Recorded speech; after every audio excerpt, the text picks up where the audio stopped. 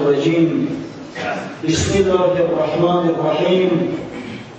الحمد لله نحمده ونستعينه ونستغفره ونؤمن به ونتوكل عليه ونعوذ بالله من شرور أنفسنا ومن سيئات أعمالنا. من يهده الله فلا مضل له ومن يضلل فلا هادي له. ونشهد أن لا إله إلا الله وحده لا شريك له ونشهد أن محمدا عبده ورسوله. أما بعد، السلام عليكم ورحمة الله وبركاته. برادران أهل الإسلام، روز شریف جمعه را برای یک شما تبریک و تهنیت میگویم و از درگاه خداوند بزرگ خیر و سعادت داریم و از برای شما و خود طلب دارم. آمین. هفته گذشته ما در موضوع حرب جمل صفت خاتمه بخشیدیم و برای شما فاجعه هایی که مردم مسلمان را در این جنگ فرا گرفت بیان ساختیم و درباره طریقه جنگ چی باشدش و شما مختصر هم باشد یک خبری دادیم و من حمد خدای تعالی را به جا میارم که شاید ما یکی از اولین ها شده در این جمهوری در نمازهای جمعه در موضوع حرب جمل و در موضوع فتنه که بین مسلمانان واقع شده است صحبت کردیم. زیرا که چند قبل در چند روز پیشتر از این در قریه بالا جای مهمان بودیم، یکی از جوانهایی که الحمدلله هم صاحب علم است، صاحب فضل است، نحیب است، وقتی سوالش کردم درباره جمل پرسید که روز جمعه موضوع صحبت چی بود؟ گفتیم حرب جمل. میگه این حرب جمل چی حرب میشه؟ یک نفر ریش سفید از همون دیهای بالا است، خدا هم شده بود که نداره رو نفزد. یعنی جنگی که از یک جانب حضرت علی با خشونش بود و از جانب دیگر حضرت زبیر و طلحه و ام المؤمنین عایشه. پس ببینید من شکر خدا را به جا آوردم که الحمدلله به مراد خود رسیدیم. یعنی همون معلوماتی که در کوری روزی بود رسانی بود و کسایی که در این مسجد بودن و گوش دادن الحمدلله امروز تأثیرات دارن، علم حاصل کردن که این جنگ چی جنگ بود، چی نوع واقع شد، به عیب کی واقع شد، چی نوع انجام یافت و از عاقبتش انشاءالله برای مسلمانان خلاصه لازمه و برکاری نیست کردن. اکنون انشاءالله از همون موضوعی که حرب جمل خلق شده بود صحبت دوام میدهیم. ما گفتیم که حضرت علی کرم الله وجهه که امر کرده بود تا به جان کسی تعرض نشود، هیچ یک زخمی به قتل رسانیده نشود، مال کسی از خودش تونده نشود، بلکه حق به حق رسانیده شود. هر کس بیاید حق خود را گیرد و بعدا تمام اشخاصی که در این جنگ از طرف غیر شرکت داشتند گناهی همه را عفو کرد و هر کی خواست آمد با حضرت بیعت کرد و بعدا ام المؤمنین مادرمان بیبی عایشه همراه 40 نفر از زنهای اشراف بصره با همراهی و مشایعت برادرش محمد بن ابوبکر و طرف مکه مکرمه اعزام نمود. مادرمان رفت تا موسم حج در مکه سکونت کرد، بعدا از مکه مکرمه به مدینه آمد و تا آخر حیات دیگر از مدینه خارج نشد. وقتی حضرت علی بعد انجام دادن کارها والی شهر بصره حضرت عبدالله بن عباس را تعیین کرد. یکی از صحابگان پیغمبر صلی الله علیه و سلم مولای حضرت ابوبکر در شهر بصره بود و بیمار بود در همین وقت زد خودها. پسرش عبدالرحمن از حضرت علی آمد خیر مقدم را شد، گفت پدرت کو گریزه کلاس رو بیمار است به حضر حضرت علی. گفت قسم به خدا بیمار است یا امیر المؤمنین. نباشد گفت پیش کرد و از خدا شما نزد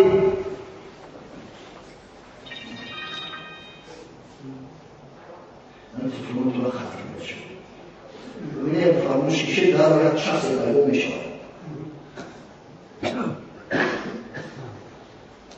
باشه. گفت وقتی نزد شما دید واقعا در بستر بیماری است. حضرت ابوبکر موضوعی کرد که در این محاربه نتوانستیم که ما مسئله جانبداری کنیم یا ما اقل صد راهی مردم کردیم. ابوبکر که صحابی پیغمبر بود مردم مسلمان رو از جنگ بین همدیگری همیشه منع میکرد. حتی در صحیح بخاری هم حدیث آمده است از احنف بن قیس سردار قبیله بنی سعد که میگوید خواستم که برای حضرت علی بطلمان روان در راه ابوبکر را بخوانم. گفت کجا میروی؟ گفتم میخواهم به حضرت علی کمک رسانم. امیرالمؤمنین است، امیر برحق است، خلیفه رسول خلاص. در جواب گفت برگرد، زیرا من از پیغمبر خدا صلی الله علیه و سلم شنیدم که حضرت فرمود اذا التقى المسلمان بسیفیهما فالقاتل والمقتول فی النار. وقتی دو مسلمان با شمشیری برهنه با اسلحه به همدیگر ملاقات بشوند جنگ میکنند، هم کشنده و هم کشته شده هر در دوزخ میافتند.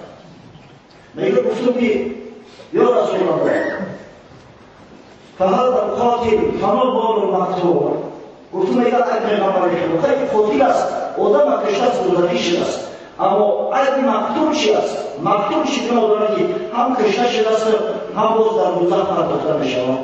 حضرت در جواب گفت که نبوکان حریصا علی قتل صاحبی. گفت مقتول هم حریص بود در کشتن برنامه داشت، اما خدایی که زورش نرسید امکان پیدا کرد و اینو میکشت. بعد این سخن احنف بن قیس و شبهه دادید نزد حضرت علی با وجود همه آمد. گفت یا امیرالمؤمنین اگر خواهی بنی سعد را دعوت میکنم با 6000 شمشیری برهنه در پهلو بایستی با دشمنان تو میجنگی و اگر خواهی یک اختیار 10,000 آدم از جنگ زیدی تو منع میکنم. فرمود چه اختیار میکنی؟ حضرت علی گفت مردم که تو 10,000 آدم از جنگ منع کرده میتوانی نمیگذاری که با خشوعی مسئله بسید دیگه جنگ کرد. وقتی برای شرط اومده بهتر نستی هم 10,000 تا از جنگ باز بود.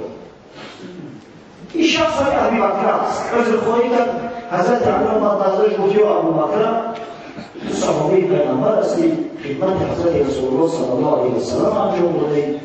ما که نیت‌ها کلان است، نقشه‌های زیاد داریم تا اگر یک خرد توانایی نداریم و سبب بیماری که همه ما شهید کردیم. من تو را بولی وسیله تعیین میکنم. اما حضرت ابوبکر گفت یا امیرالمؤمنین در این شخصی است که از من بهتر است و در امور دولتی از من ذکی‌تر و زیرک‌تر است و با دست به عبدالله ابن عباس رضی الله عنهما اشاره کرد. و حضرت علی حضرت عبدالله ابن عباس والی بصره تعیین کرد. بعد خود با باقیمانده ایشون به شهر کوفه برگشت و شهر کوفه را پایتخت خلافت اسلامی اعلام کرد بار اول در تاریخ. تا این زمان پایتخت خلافت مدینه منوره بود. حضرت علی اومد و کوفه را پایتخت خلافت اعلام کرد. چرا؟ زیرا کوفه در محل بسیار مهم استراتژیکی قرار داشت. از یک طرف فارس، از یک طرف روم، از طرف گروه حجاز. مدینه از مرکزهای اسلامی خیلی دور بود. برای آنکه یک عمل پیشگیری کرده شود تا از مدینه فرمان میرسید تا انجام می‌یافت علاقه کار دیر میشه. و دلیل بارز روشن این گفته ما همون قتل حضرت عثمان است که از گوشه و اطراف رفتن حضرت عثمان را محاصره کردن و سری وقت کمک برای دستگیری بیابر به رسیدن نتوانست. بعد شهر کوفه که با فرمان حضرت عمر ساخته شده بود در لب دریای دجله و این شهر جایی بود که قبایل متفرقه عرب در سکونه داشتند. مثلا یک شهر بعد ساخته شد اولش اقتصاد اگر نمیشود آمیخته میشود هم برای بنی عز بود، هم بنی همدان بود، بنی ربیعه بود، بنی طی بود و امثال این قبیله‌های فراوانی بودند که با همدیگر دوستی و معانست داشتند و این دوستی و معانست آن سببدار آن شد که بعدا ببینه شهر کوفه به یک مرکز علمی مسلمانان تبدیل شد. در این کار سهم حضرت علی بسیار بزرگ است که کوفه را پایتخت تعیین کرد و قهرمان‌های عرب، قهرمان‌های اسلام اکثریت در شهر کوفه می‌زیستند. سرورهای بسیاری قبایل جای سکونت دایمیشون شهر کوفه بود. بعد از کوفه با 2 نفر از رهبران اسلام، 2 نفر از پیشوایان اسلام که یک عامل آذربایجان بود، ولایت آذربایجان هم به عهده داشت، اشعث بن قیس کندی، سردار قبیله بنی کند، به شمال روند جنگ قادسیه بتابع دیگه اشعث هم شاعر بود، هم خطیب بسیار قوی بود، واعظ بود، چنان مردم دعوت کرده و جنگ وزیر مشرکا و وزیر آتشپرستا مردم برانگیخت. و دومی جریر بن عبدالله بجلی، یک زمان سردار قبیله بنی بجلی یمن بود، بسیار شخصی صالح و سالم و یکی از متفکرها و اشخاصی که با حضرت ابوبکر صدیق و حضرت عمر هم به نصیحت‌ها می‌کرد. جریر بن عبدالله در بنی همدان عامل بود، عامل زکات. حضرت علی به هر دو مکتوب نوشت، گفت از مردمی همون موضع اجتماع رهبریش را آمده بودید برای من بیعت گیرید، یعنی با امیرالمؤمنین بیعت کنم و وکالت شما بیعت شما را بگیرید، بعدا به نزد من حاضر شدید. هر دو به نزد حضرت علی حاضر شدند و هر دو اظهار آمادگی نمودند که هر کجا روی و هر مقصدی که داشته باشی انشاءالله ما همراهیت هستیم. حضرت علی گفت مقصد غرض اساسی ما صلح است، صلح صلاح است. ما باید طریقه صلح آشتی کار انجام دهیم که خون مسلمانان نریزد. زیرا شما می‌گویید در جنگ جمل که بین مسلمانان واقع شد 10,000 مسلمان به شهادت رسید. همه مردای کاری، همه پهلوانا، اونها که تعصب و بی‌غیرت می‌گریزد از جنگ. در جنگ اساسا شجاعان هلاک می‌شوند. از این خاطر بجلی که عبدالله سفارش داد، گفت مکتوبی ما را به معاویه میبرید، اگر امکان باشد بیعت ما را از معاویه گیر. جلیل بن عبدالله از معاویه بسیار محترم احترامش می‌کرد. جلیل بن انشاءالله ما رفتن کار حل بشه، ما را بفرست. اشتر، مالک اشتر گفت یا امیرالمؤمنین جلیل را نفرست، جلیل با معاویه دوستی دارد، کار را برعکس انجام می‌دهد. اما حضرت علی در قرار شستوار ماند و جلیل بن عبدالله را به دمشق منزل معاویه فرستاد. معاویه نیز دوستان مصلحت‌گراش را در اطرافش جمع آورد، گفت جلیل بن عبدالله اومده چیکار کنید؟ گفتن اما پیراهن حضرت عثمان را در بالای منبر انداز و مردم را به مسجد دعوت کن.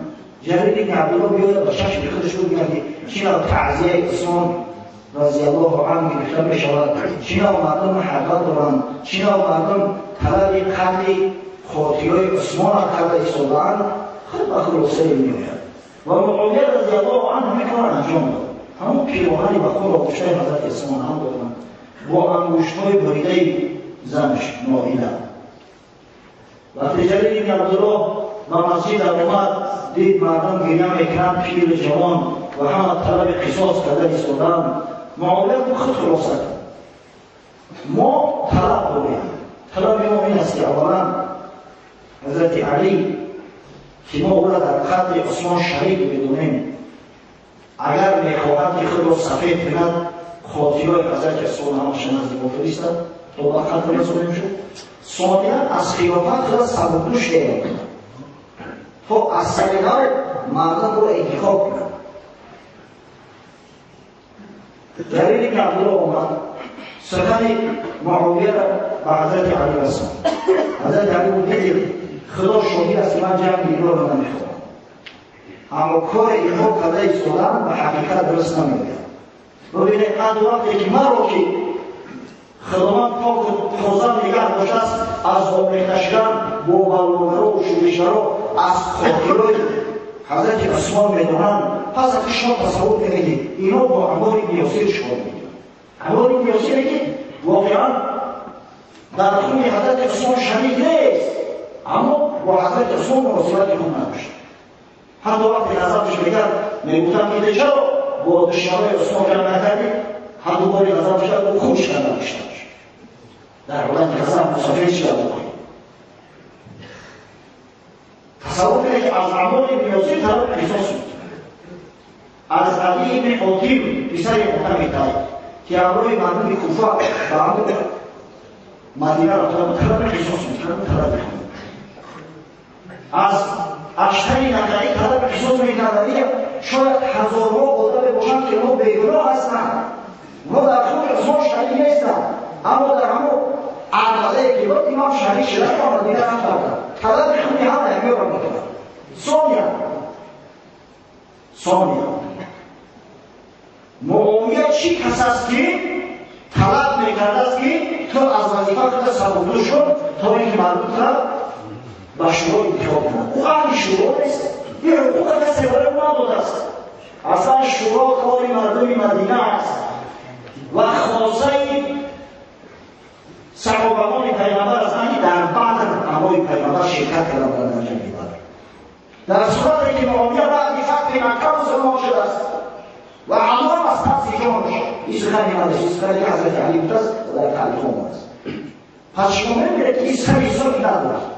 یگانه را با اون مبارزه بودن و به سوی حق مجبورا را دعوت کرده است تا اینکه مملکت اسلامی پراکنده نشود و مملکات تقسیم نگردد.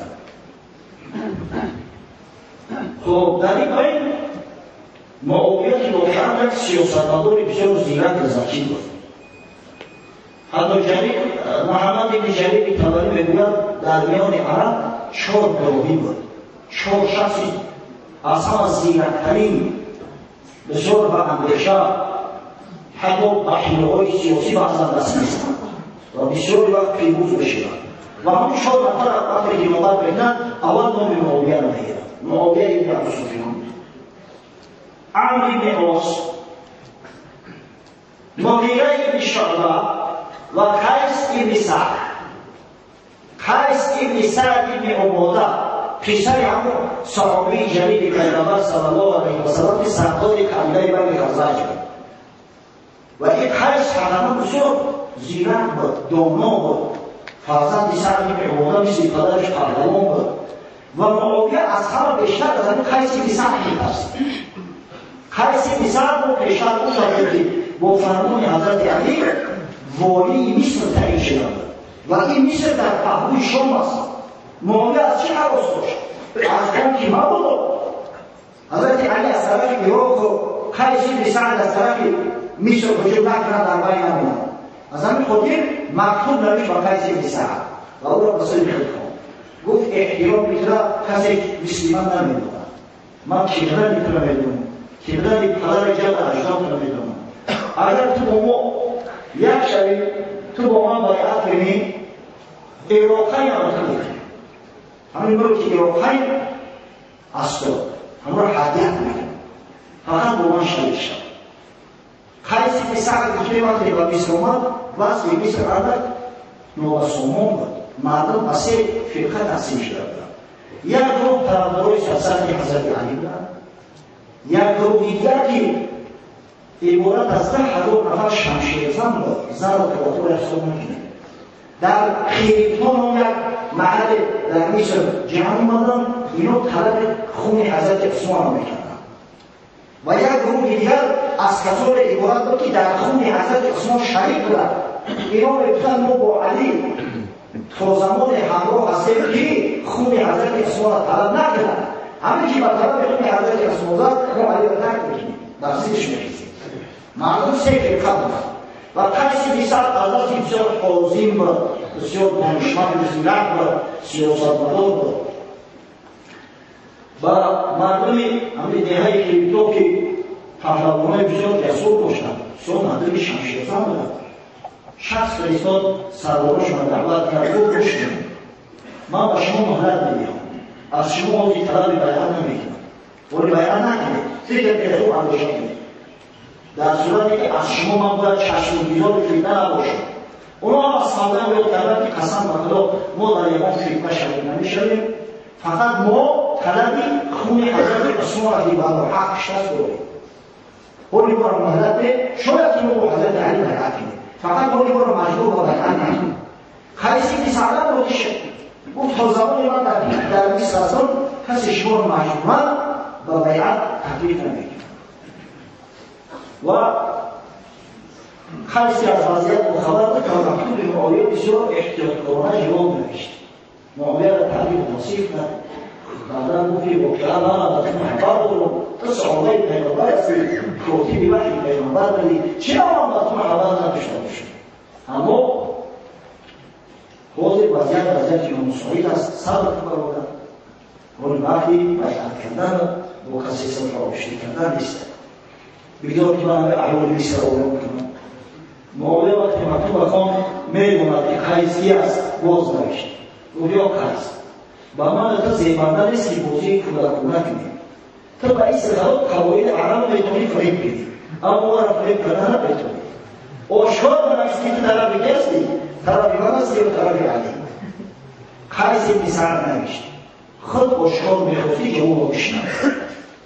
من دیوانه هستم پسر سعد بن عباده، شخصی که خلیل‌ترین اشخاص و محمد صلی الله علیه و سلم است. شخصی که از اهل مسلمان است. در تمام جنگ‌ها بیعت‌دار محمد صلی الله علیه و سلم است. شخصی که قهرمان بدر است، قهرمان احد است، قهرمان خیبر است. یک سپهسالار وقتی که بعد فتح مکه همراه پدر سرباش بیعت کرد. من دیوانه شدم. من از خیال نترسم. من از تو تعجب میکنم که با این عقل و فراست چقدر امید بستگی سعدی بی‌حیث و من بیعت میکنم. این خیال خود از دل دور بردم. فقط من در صورت با تو دوستی میکنم که سر تصدیق فرود بیاریم با علی بیعت کنیم.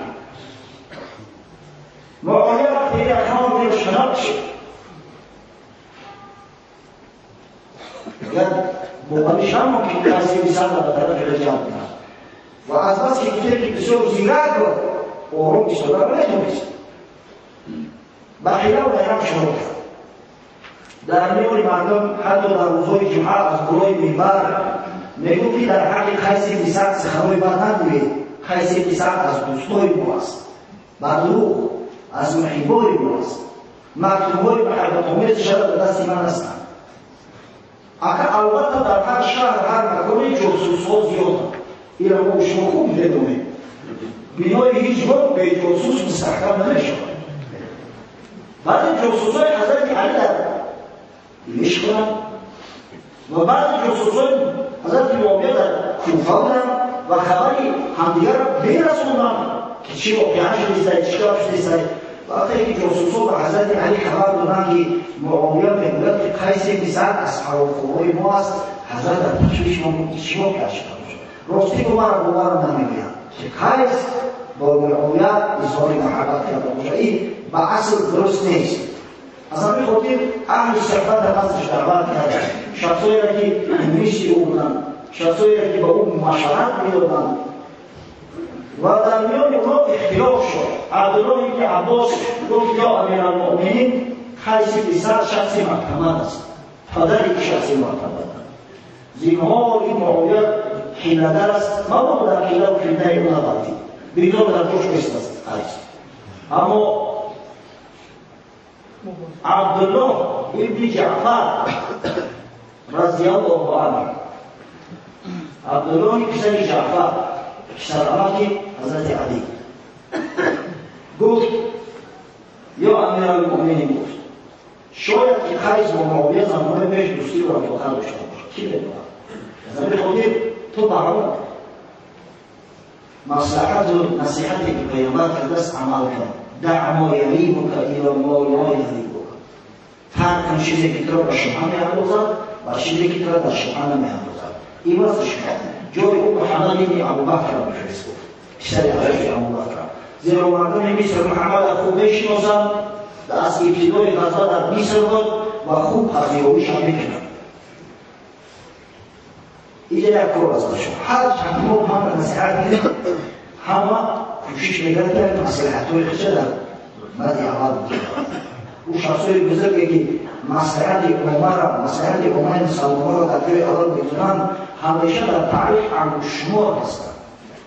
محمد بن ابوبکر برادر عبدالله بن جعفر است، برادر مادریش.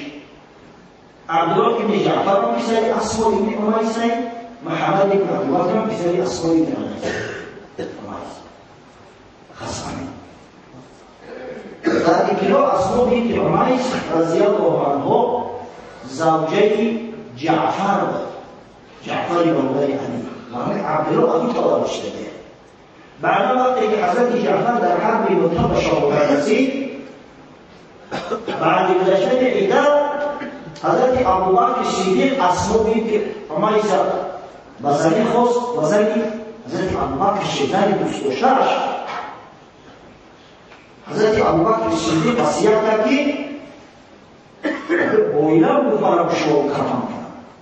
اسما بنت امیس بعد از اینکه ابوبکر صدیق نشسته است و از همین نکاح بین حضرت ابوبکر و اسما پسرک تولدش به نام محمد یادتون هست که درباره قصه حضرت الوداع با شما صحبت می‌کردیم. من گفتم که اسما بنت امیس همراه پیغمبر زنی که با 9 ماه حامله بود عازم سفر حج شد و در همون ابتدای راه در مرحله اول در ذوالحلیفه که مکان احرام است محمد را تولد کرد. از همین خاطر که برادر بودند همدیگر، برادر مادری. و عبدالله بن جعفر وقتی که اون قیس پسر به محمد وصل همون مقصد خودش مقصد مصلحت خودش در مورد اول گذاشت و اینو محمد پسر ابوبکر با قیس پسر مقایسه کردن نمی‌شود در امور سیاسی. زیرا قیس بوده از داهیان عرب. حضرت علی در اندیشه همین وقت مکتوبش رسید، گفتم که مرد از از قیس پسر که گفت با تمام مردم بیعت کرد و بیعت ابراهیمیتون مگر یک عده از مردم که عبارت از 10,000 هستند در دهه به نام خیرتا. ابن عصیر در جمله شریع خیربا نوشته است، اما درسته جهان خیرتا است. حتی بعضی به نام او علمان او که به خط کلیدی میگن من خرمتاش نوشتم در توجیه خرمانای او بعضی هم احتمالو بیارم چند با احتمالو که بزنن اون طایفه است.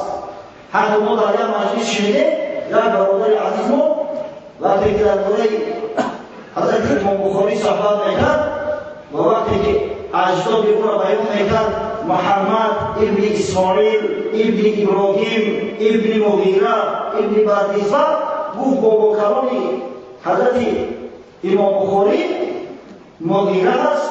این کلمه مغیره از کلمه نوح گرفته شده است، معناش معبد معبدان یعنی که روحانی در گوشتی.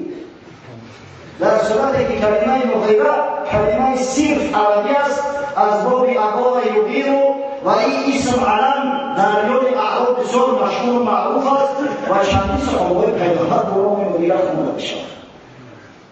در علم اصل در علم زبانشناسی کلمه شناسی و ریشه کلمه را گفتن احتمالات می‌آورد، اما متأسفانه بعضی مردم ما احتمالات درمانی چند تا احتمالات می‌آورند. احتمال می‌کنند مثل که اگر یک شخص تحمل کرده است همین کلمه پیتوخ فروسی یه اصلش فروسیه از بیتوخ گرفته شده. همه اوقیش را می‌رسه و ایسا بهش افریقا پس درسته هم خیلی تو هست. وقتی حضرت علی مکتوب خون عبدالله بن جعفر بود و امیرالمومنین دیدی که باید مردم بیعت نکرده است، بیعت فکر از ایمان نکرده است. پس در سرش هوای معاویه را دارد. اگر بخواهی او سرجیش مکتوب نویسید که مجبورا از مردم خیلی تا از همون خان بگذارم که جمع شد بیعت نردید. حضرت علی را به خاطر امتحان همون مکتوب نوشته است.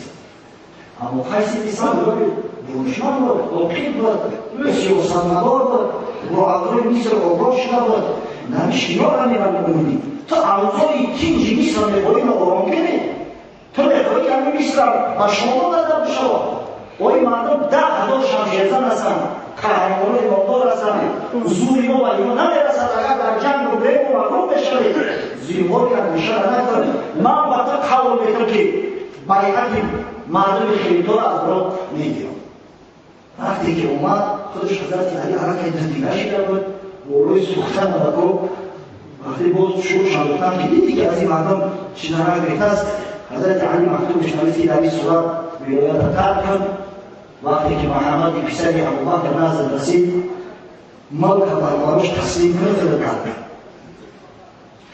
و محمد ابن ابوبکر و قولی اصح قولون خلیف اصح و هم قولی صحیح شد با مصر اومد و مکتوب امیرالمؤمنین علی کرم الله وجهه به دست قیس بن سعد رضی الله عنهما داد مکتوب گرفتم در ابتدا وضع شد گفت ما برای کاری خیر می‌خواهیم اینا را میگه چی اقدام میکنن و مرتبه محمد سپاری وقت بازگشت کرد و مدینه آمد از خشم رسد در مدینه آمد اما صبرش نبود که چی نبود مسلمان‌ها عزم جنگ رو نمود در مدینه بشینن ببینید قهرمان واقعی پیشوای واقعی چی نمیشه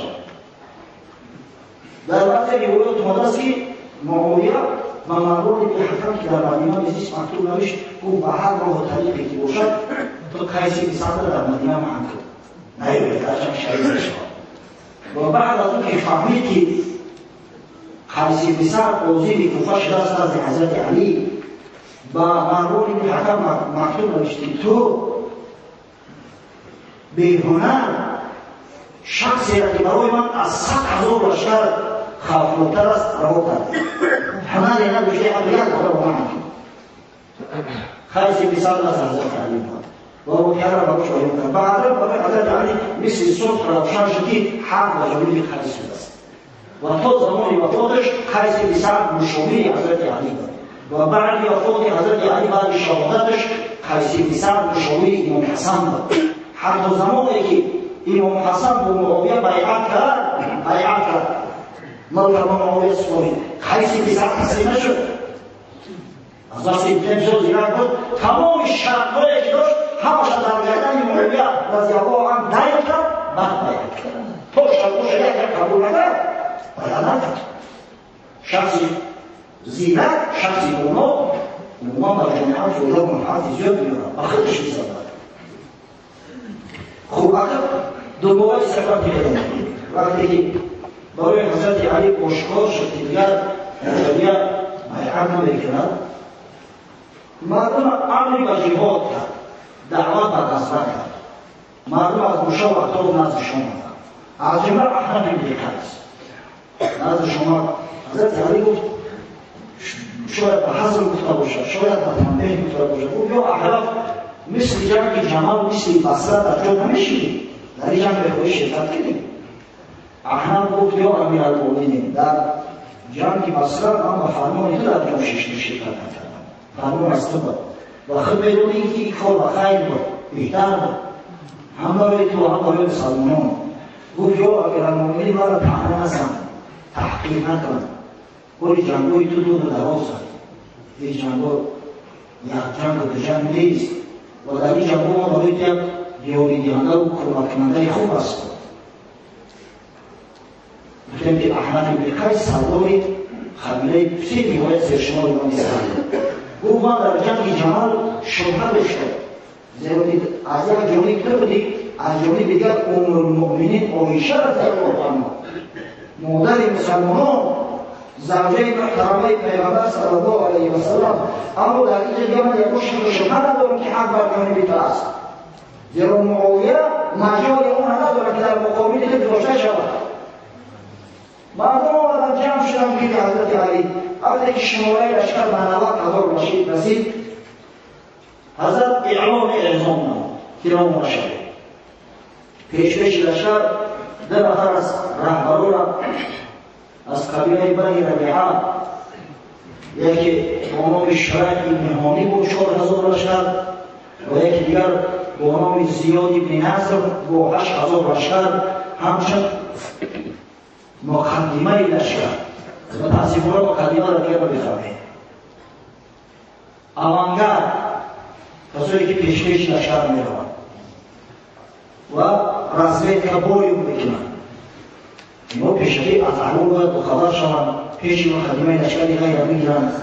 در جنگ اول نگذارند که مثلا دشمن میخواست و خود اساسی ضربه بزنند. این گروه مقدمه اومدن از دریای فرات گذشتند.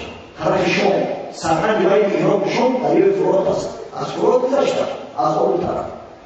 ناخواست آوازه شنیدند که معاویه اومده ایستاده. سقطت حضرت معاویه اومده ایستاده. زیرا وقتی که با عمرو بن عاص و وزیرش و شاورش سفر کرد چیکار کنه، عمرو بن عاص گفت این هم روانه شد در جا نیست. زیرا شخصی که کوشش میکرد که محافظت کند او همیشه مغلوب است. غالبیت همیشه بر هجوم کننده است. کسی هجوم میکرد عادتا الله غالب بشود. در همه کار ببینیم محبوب همی است.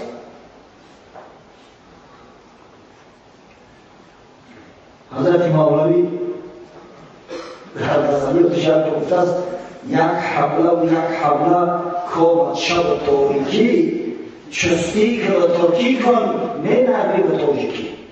وقتی جنگ است وقتی نه. و از این خاطر معاویه اعلام کرد، اعلام خشون کرد در شام قبیله‌های متفرقه عرب زندگی می‌کردند.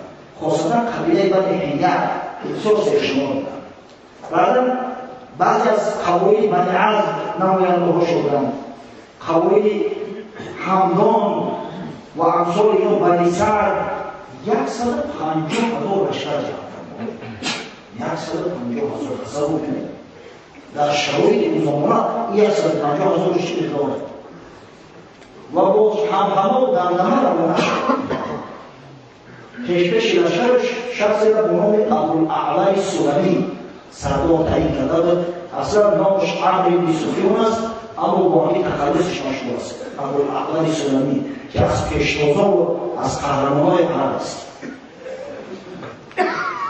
خبرهای حضرت علی وقتی که اومدن از دریا گذشتن آموزه و شنیدن که معاویه آمده ایستاده است در تشویش دیدن که واقعی حضرت علی از دریا اون طرف است. برای ما باید حضرت علی نهری به نهایت کلام دریای فرات بزرگ کلامه جایگیر است. اگر معاویه باید و ما هجوم کرد احوال ما چی بشود؟ بهتر است که این طرف او بگذاریم و منتظر حضرت علی شویم. انتظار شد تشریف. اینا آمدن در چند نقطه میخواستند از او بگذارن که مردم‌های ترجمه‌ای مردم‌های همون محل دیگر نگذاشتن شد. چرا؟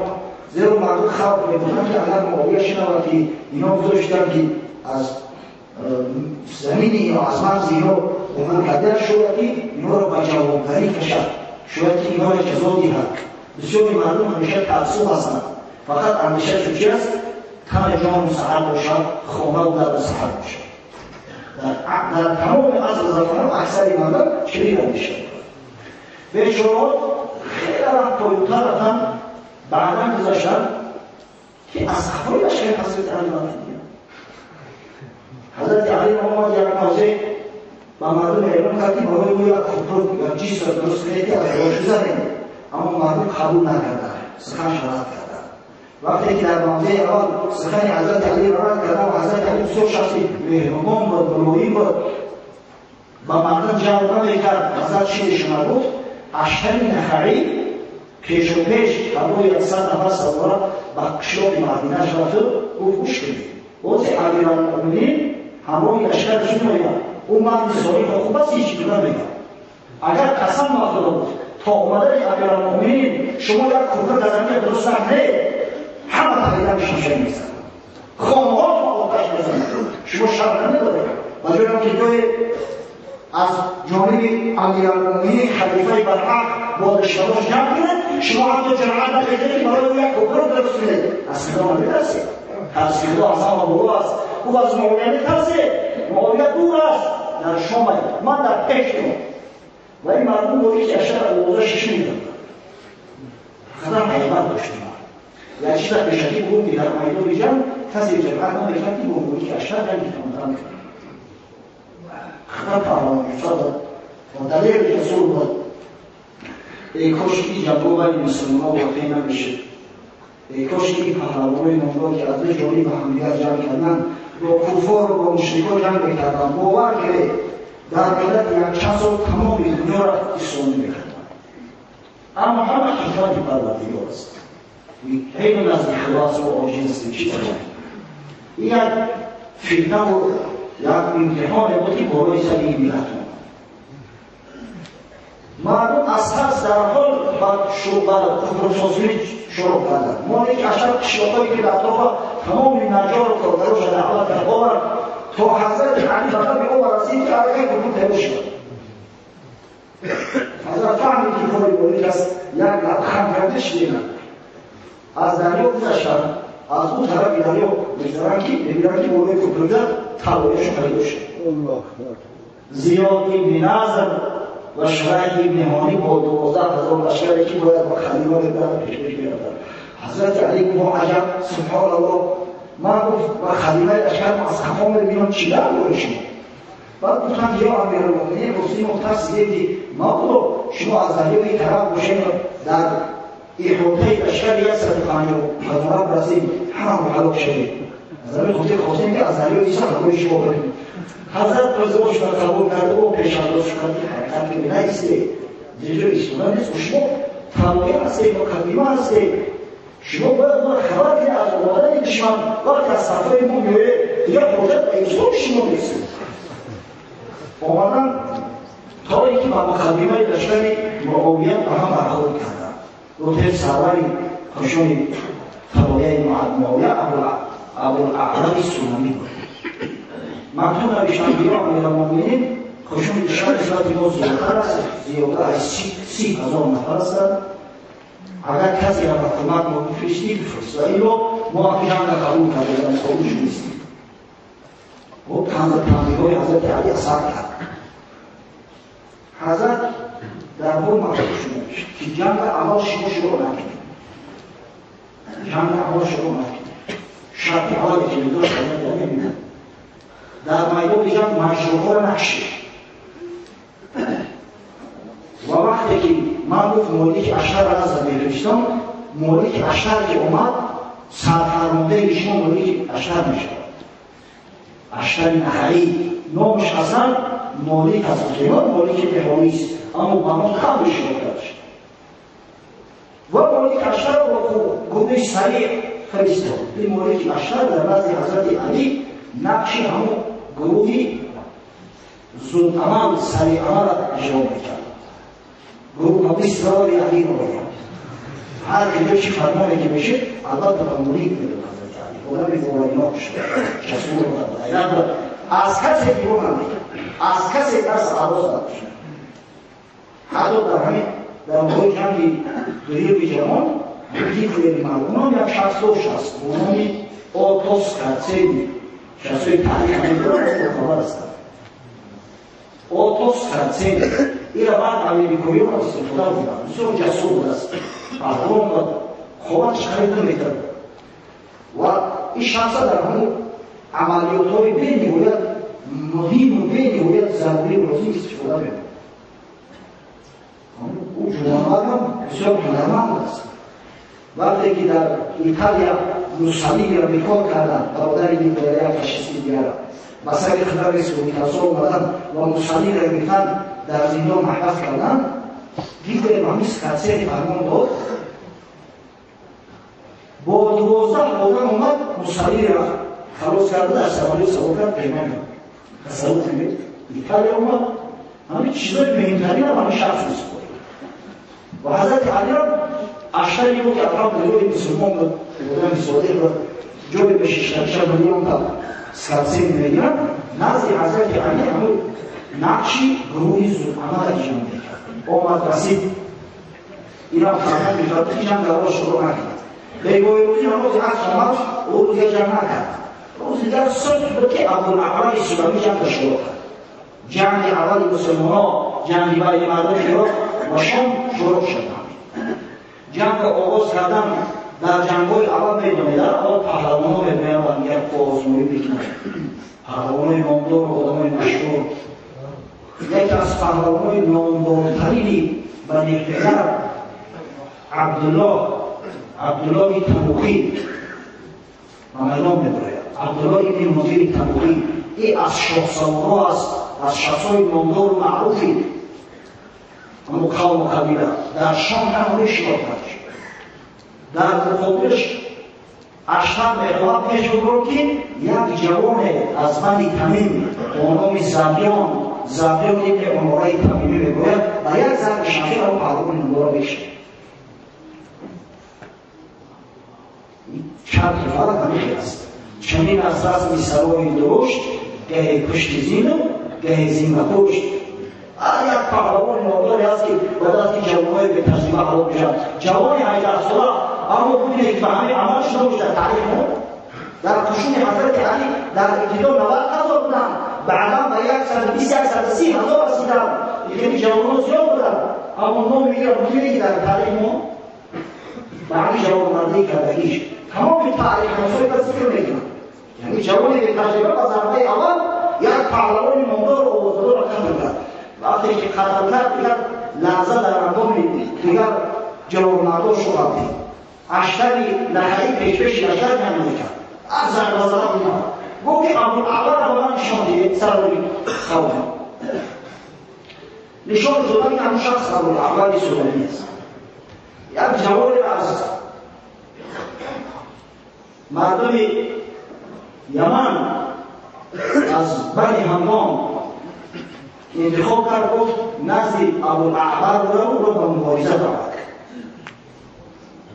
این جوانی اون 18 سال دست گفت یا مولی گفت با مبارزه خود دعوت شروع با مبارزه تو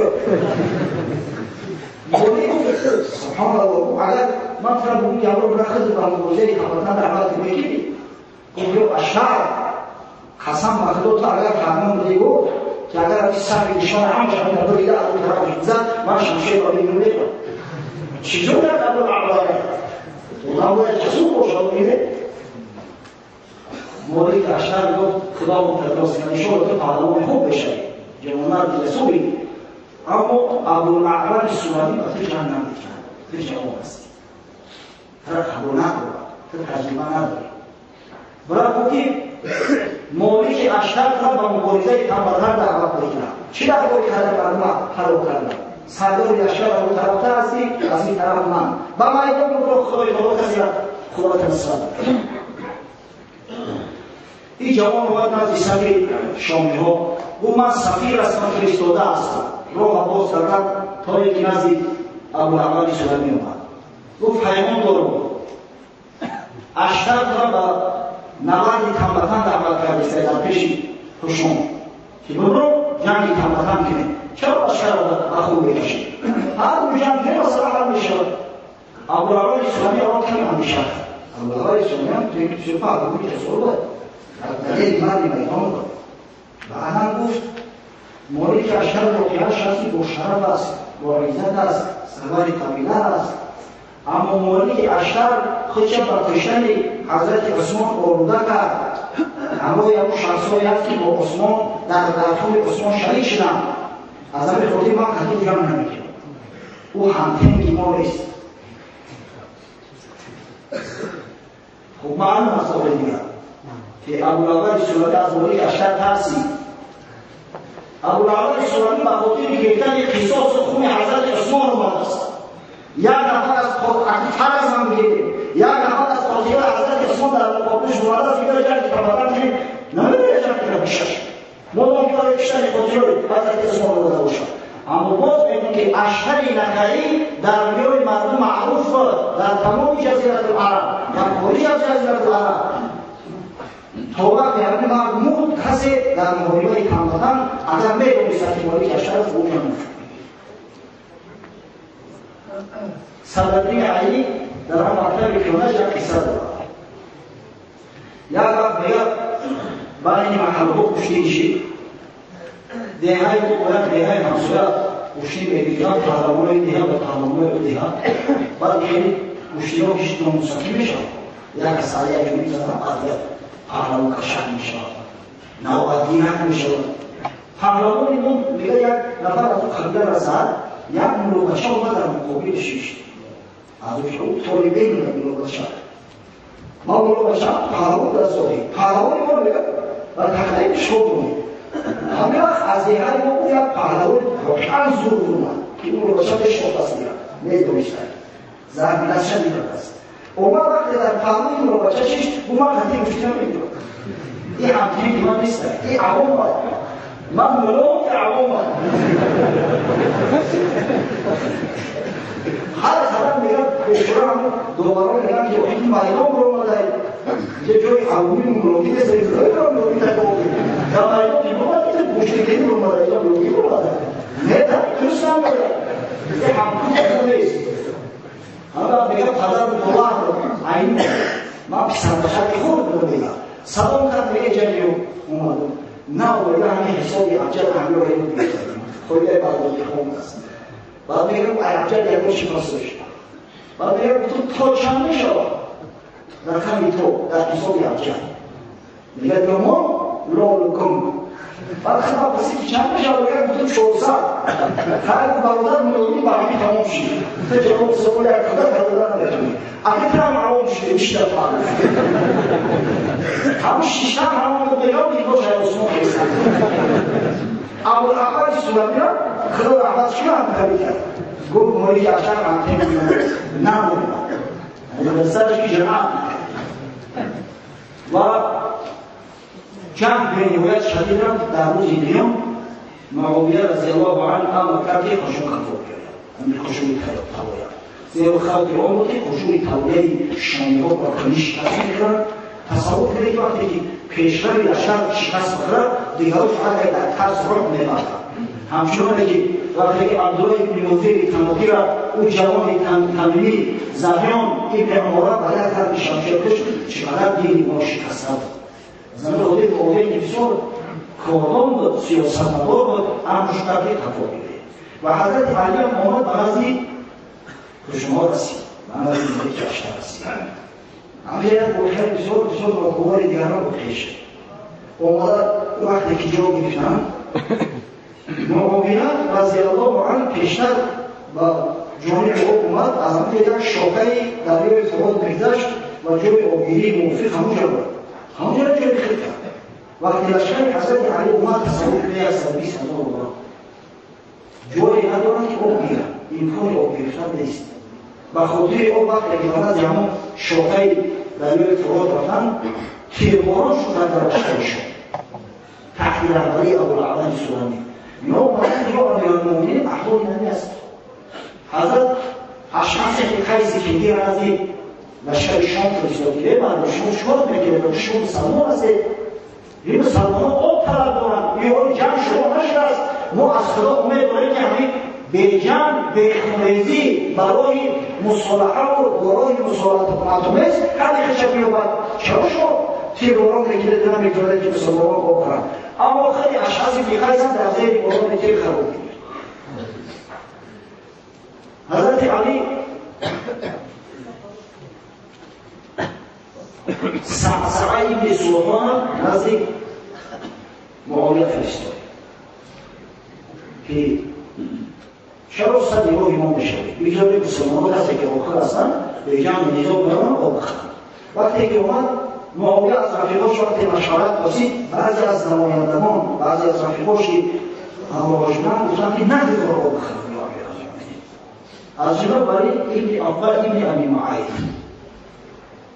که با حضرت علی اندکی کینه داشت در زمان ولی کوفه بود در بعضی روایات اومده است که شراب نوشیده و نماز مملوک از آن بود از همین خاطر گروش که شکایت کردن در زمان خلافت حضرت عثمان ولی ابن عباس برادر حضرت عثمان از برادر مادریش حضرت عثمان دعوتش کرد و با پیشنهاد حضرت علی همیشه می‌شدن درش دادن زمین خاطر در قلب و کینه داشت گفت یا معاویه را گفت یا معاویه این مردم نگذاشتن که حضرت عثمان آب باشد 40 روز آب از او حبس کردن نگذاشتنش بگذار اینا را از معاویه میاد تشریف سلطان میکنن عبدالله ابن ابی سر والی سابق مصر ما پیشتر گفتیم خبر زیر عبدالله ابن ابی سر در جنگ شریک نشد و در شهر کردای فلسطین وفوت کرد.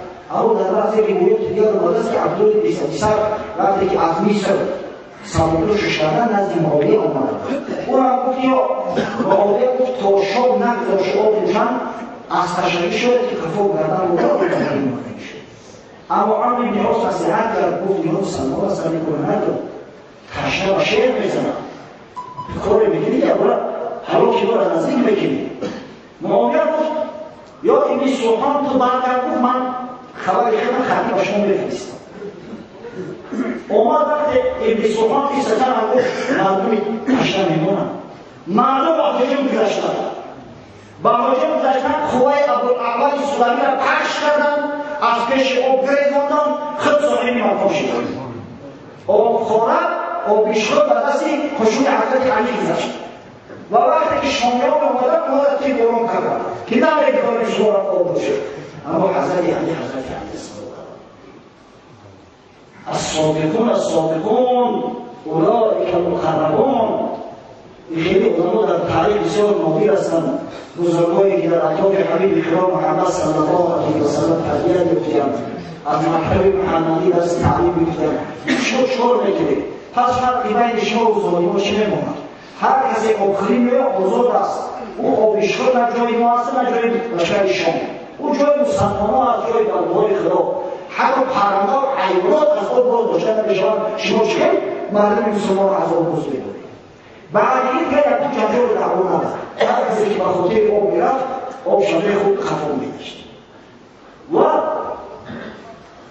حضرت علی بعد 2 روز 3 نفر از رهبران پیشوایان عرب برای مصالحه و نزد حضرت معاویه فرستاد. از جانب حضرت علی بشیر ابن عمرو انصاری و شبس ربیعی سهمی از بنی سعد است و سعید ابن قیس از بنی همدان 3 نفر اومدن و با حضرت معاویه مذاکره را شروع کردند. در ابتدا بشیر ابن عمرو که از انصاری‌ها است، انصاری‌ها در همه جا مقدم هستند. انصاری‌ها خدا پیامبر خداوند مدینه صحابی بزرگ گفت یا معاویه از خدا بترس، خون مسلمانان را به گردن نگیر. یک کاری تو میکنی درست نیست. تو میفهمی که غیر تو و هواخواهای تو تمام عالم اسلام با علی بیعت کردند. این درست نیست که تو مسلمانان را به خون میکشید. از به خاطر بیا وریده نشد است یا صلح کن با علی بیعت کن تا مسلمانان از نزاع و از خرخشه و از ریختن خود همدیگر نجات یابند. معاویه گفت چرا به صاحب تو این مصلحت نمیده؟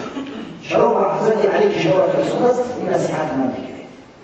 بشیر گفت یا معاویه تو خودت خوب میدانی که صاحب ما امیرالمؤمنین علی رضی الله عنه بزرگترین مسلمانان از اشخاص کنید.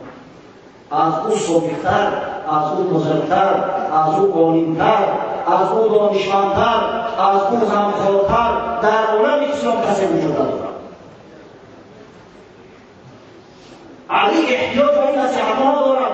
علی ما را نصیحت میکنه که شما را دست نده. نه با شما احتیاج به این دم کار شما ندارد. با مصالحه کنید. معاویه گفت شما بخواهید من خون عثمان را تردیم من برای خون عثمان هستم. باید طلب کنم. باید خون عثمان را بگیرم. و این را ترک کتاب کردم. با کتاب بخواه مانده کردم. آن وقت سعید بن قیس همدانی به خود یاد زند که شبس ربیعی که اگر بی‌طاقت‌تر بود در تاریخ آمد است این دوران محرم مگر سمود است، تیز است. گپ از رنگ میگیرد. گفت یا معاویه اختیار و قدیم را حیله نکن. با خوب میدونه که مقصد این از خون عثمان چی است. تو بخواهی صاحب دولت صاحب وظیفه و منصب کنی. خون عثمان را بخواهید استفاده رو برید خود بسر وظیفه و منصب کنید. صدا به تصدیق را نکن. صبح در روان نبزد. با حضرت معاویه فرستاده باید که دانا بود. بوده که برای مشورت مصلحت نگاه باید که به عصبانیت رو ندهد. قرآن در زند. کاری کنه که منفعتی حدی اکثر حاصل کنه. اما این شخص وقتی که در درمان ازد معاویه گفت بدبخت گفت از همین کشپرفید معلوم است که عقل و فراست نداری که باید آن بگذاشتی سعید ابن خیسی مرتبهش از تو بالاتر است سخن بگو فهم بگذاری ثانیا بی‌ادب بودی بی‌ادبی خیلی اظهار کردی من گفت با کسی مصالحه نمیکنم خیلی خورم کرد زد بشکر همونجا اکثری معلوم میگم که اگر شاید شخصی ربعی با سخنهای دلال در من میزد شاید که خواهی دوام هدایت میکرد و اثری صلح اسلام میامدن دادن مسلمانهای اون صلح دوخیر بشه هیچ وقت در هنگام مصالحه و در هنگام صحبت شخص باید بحث بوجه را ندهد قرآن برسند وقتی جنگ است دیگر اما وقتی صحبت مصالحه باید که قرآن باشد ادعوا إلى سبيل ربكم بالحكمة والموعظة الحسنة وجادلهم بالتي هي أحسن خداوند میگوید دعوت به سوی راه پروردگار و حکمت و با مصلحت و موعظه حسنه و پند نصیحت و سخن گوارا و خوب وقتی این سه نفر معاویه سخنشون رد کرد باز گشتن از حضرت علی اومدن گفتن معاویه سری صلح ندارد حضرت علی اعلام کرد گفت قسم بخدا من نمیخواستم این جنگ واقع شود اما میبینم که امروز به جنگ کار ما انجام نمیپذیرد و لشکر سفربر به جنگ کرد متاسفانه وقتی ما تمام شد انشاءالله این حرف سیفی بسیار حرف مفصل است هفته علما از همین موضوعی که صحبت کردیم صحبت ما ادامه خواهیم داد و آخر دعوانا ان الحمد لله رب العالمین